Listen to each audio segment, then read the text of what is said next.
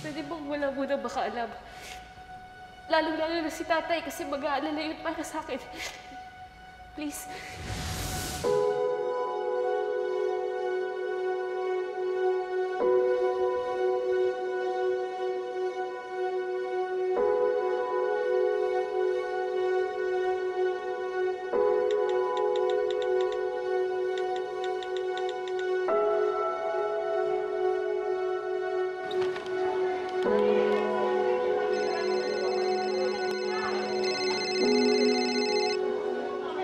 Hello?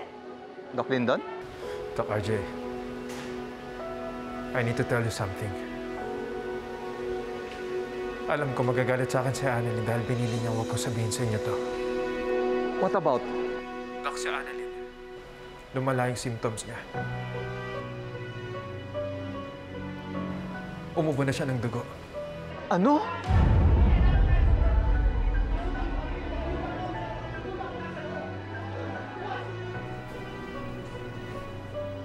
Ano? Umubo ng dugo si Annalyn. May virus na rin siya. Opo. Nahawaan po si Annalyn. Dok, sandali muna. Paano nangyari yun? Wala ba siyang yung mask, yung mga sinusuot para maprotektahan siya? Meron naman po, kaya lang aksidente nahawaan ni Doc Yula si Annalyn. Kumusta ang apo ko? Kumusta si Annalyn? Chang? Ano nangyari kay Annalyn? Tatawag na lang ako sa'yo mamaya. Chang!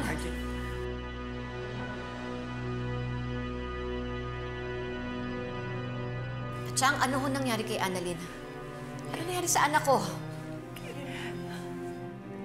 Chosa! Anong nangyari kay Annalyn? Ba't ayaw niyo magsalita? Chang, ano ho nangyari kay Annalyn? Anong sabihin sa akin? Ayaw niyo sabihin ko ano nangyari sa anak ko, pues pupuntahan ko siya. Lynette! Ano ba, Lynette? Lynette! May sakit na rin si Annalyn. Umubo siya ng dugo. Ano? Chang! Chang, tawagan niyo po si RJ. Gusto ko makausap si Annalyn. Gusto ko makausap yung anak ko. Tawagan niyo siya.